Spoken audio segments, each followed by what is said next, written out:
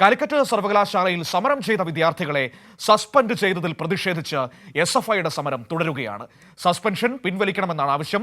ക്യാമ്പസിന്റെ 200 metre ചുറ്റളവിൽ സമരങ്ങൾക്ക് വിലക്കേർപ്പെടുത്തുകയും ചെയ്തിട്ടുണ്ട്. വിവരങ്ങളുമായി AK ലതീഷ് കോഴിക്കോട് നിന്ന് ചേരുകയാണ്. നോക്കാം എന്താണ് കാലിക്കറ്റ് സർവകലാശാലയിൽ സംഭവിച്ചുകൊണ്ടിരിക്കുന്നതെന്ന്. Latheesh, good morning. എന്താണ് കാലിക്കറ്റ് യൂണിവേഴ്സിറ്റിയിൽ സംഭവിക്കുന്നത്? അവിടെ എന്തിന്റെ പേരിലാണ് ഈ വിദ്യാർത്ഥികളെ സസ്പെൻഡ് ചെയ്തത്? എന്തിന്റെ പേരിലാണ് അവിടെ സമരങ്ങൾ വിലക്കിയിരിക്കുന്നത്? Manu, good morning. കാലിക്കറ്റ് സർവകലാശാലയിൽ കഴിഞ്ഞ ദിവസം വലിയ സമരം നടന്നിരുന്നു. VCയുടെ നടപടിക്കെതിരെ, ഡോക്ടർ P. രവീന്ദ്രൻ്റെ നടപടിക്കെതിരെ നടന്നത്. അതിൽ പ്രധാനമായും ഉള്ള പ്രതിഷേധം എന്ന് പറയുന്നത് സംഘപരിവാർ പാദസേവ ചെയ്യുന്ന VCക്കെതിരെ വലിയ പ്രതിഷേധമുയർന്നു. ഒപ്പം KSU നേതാവിന് അനധികൃതമായി മാർക്ക് ദാനം നൽകിയതിലും വിദ്യാർത്ഥികളുടെ ഭാഗത്തുനിന്ന് SFIയുടെ ഭാഗത്തുനിന്ന് വലിയ പ്രതിഷേധം ഉയർന്നിരുന്നു.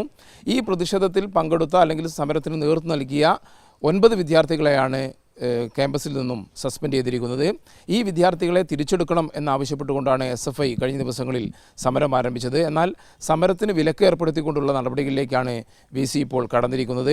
2012 നമുക്കറിയാവുന്ന പോലെ തന്നെ 2012 വലിയ സമരങ്ങൾ നടന്ന ക്യാമ്പസാണ് കാലിക്കറ്റ് സർവകലാശാല. ആ കാലിക്കറ്റ് സർവകലാശാല ക്യാമ്പസിൽ ആ കാലത്ത് 2012 സമരം നടത്തിയ ഘട്ടത്തിൽ അന്നത്തെ VC ആയിരുന്ന അബ്ദുസലാം ഒരു ഹൈക്കോടതി വിധി സമ്പാദിച്ചിരുന്നു. 200 മീറ്റർ ചുറ്റളവിൽ പ്രതിഷേധങ്ങളോ സമരങ്ങളോ പാടില്ല എന്ന വിധി ഹൈക്കോടതിയിൽ നിന്നും അദ്ദേഹം നേടിയെടുത്തിരുന്നു. ഇത് ചൂണ്ടിക്കാണിച്ചുകൊണ്ടാണ് പോലീസിന്, തെഞ്ഞിപ്പാലം പോലീസിന് നിലവിലെ VC P. രവീന്ദ്രൻ കത്ത് നൽകിയത്. ആ വിധി ചൂണ്ടിക്കാണിച്ചുകൊണ്ട് തന്നെയാണ് ഇപ്പോൾ പോലീസ് വിദ്യാർത്ഥികളുടെ സമരത്തിന് ഇപ്പോൾ നിരോധനം ഏർപ്പെടുത്തിയത്. അബ്ദുസലാം ഇപ്പോൾ BJPയുടെ വൈസ് പ്രസിഡന്റ് അല്ലേ? അദ്ദേഹത്തിന്റെ കാര്യമല്ലേ ഈ പറയുന്നത്, അല്ലേ? തീർച്ചയായും അബ്ദുസലാം VC ആയ ഘട്ടത്തിൽ വലിയ പ്രതിഷേധം ഉയർന്നു വന്നു. അദ്ദേഹത്തിന് ആ നടപടിയിൽ നിന്നും, ഭൂമിദാനം ഉൾപ്പെടെയുള്ള നടപടിയിൽ നിന്നും പിന്നോട്ട് പോകേണ്ട സാഹചര്യം വരെ ഉണ്ടായി. SFIയുടെ നേതൃത്വത്തിൽ വലിയ സമരത്തിനാണ് അന്ന് കാലിക്കറ്റ് സർവകലാശാല ക്യാമ്പസ് സാക്ഷ്യം വഹിച്ചത്. മനു സൂചിപ്പിച്ച പോലെ തന്നെ BJPയുടെ സംസ്ഥാന വൈസ് പ്രസിഡന്റായി പുതുതായി തിരഞ്ഞെടുക്കപ്പെട്ട അബ്ദുസലാമിൻ്റെ അബ്ദുസലാം നേടിയെടുത്ത വിധി ചൂണ്ടിക്കാണിച്ചുകൊണ്ടാണ് ഇപ്പോഴത്തെ VC P. രവീന്ദ്രൻ പോലീസിന് ഇത്തരത്തിലൊരു നിർദ്ദേശം നൽകിയത്. സ്വാഭാവികമായും ഹൈക്കോടതി ഉത്തരവാണ്, അത് നടപ്പിലാക്കാൻ പോലീസിന് കൂടി ബാധ്യതയുണ്ട്. അതുകൊണ്ട് തന്നെ പോലീസ് ഈ നിലയിൽ ഇന്ന് സമരം പാടില്ല അല്ലെങ്കിൽ പ്രതിഷേധം പാടില്ല എന്നുള്ളൊരു നിർദ്ദേശം വിദ്യാർത്ഥികൾക്ക് നൽകിയിട്ടുണ്ട്. എന്നാൽ വിലക്ക് ലംഘിച്ചും സർവകലാശാലയിലേക്ക് മാർച്ച് നടത്തുമെന്നാണ് SFI അറിയിച്ചിരിക്കുന്നത്.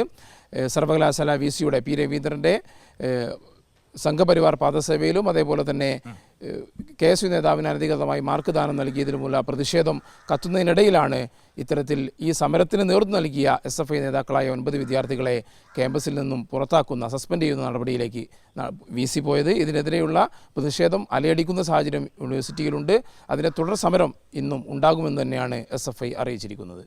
ശരി, ലതീഷ് കോഴിക്കോട് നിന്ന് നമുക്ക് വിവരങ്ങൾ നൽകിയത്. കാലിക്കറ്റ് യൂണിവേഴ്സിറ്റിയിൽ അവിടെ സസ്പെൻഡ് ചെയ്തിരിക്കുന്ന വിദ്യാർത്ഥികളുടെ സസ്പെൻഷൻ പിൻവലിക്കണം എന്നാവശ്യപ്പെട്ടുകൊണ്ട് SFIയുടെ സമരം തുടരുന്നുവെന്നാണ് ഏറ്റവും പ്രധാനപ്പെട്ട കാര്യം. അവിടെ സമരം വിലക്കിയിരിക്കുകയാണ്. ആ സമരം വിലക്കി ഉത്തരവ് നേടിയത് ആരാണെന്നറിയാമോ? അബ്ദുസലാം എന്ന് പറയുന്ന VC ആയിരുന്നു. ആ VC ഇപ്പോൾ ആരാണെന്ന് പ്രേക്ഷകർക്ക് അറിയാമോ? ആ VC ഇപ്പോൾ BJPയുടെ സംസ്ഥാന വൈസ് പ്രസിഡന്റായി ഈ കഴിഞ്ഞ ദിവസം തെരഞ്ഞെടുക്കപ്പെട്ടിട്ടുണ്ട്. അബ്ദുസലാമിനെ VC ആയി അവിടെ നിയമിച്ചത് UDF ഭരണകാലത്തായിരുന്നു. ഓർമ്മ വേണം, UDFന്റെ VC ഇന്നത്തെ BJPയുടെ വൈസ് പ്രസിഡന്റ്.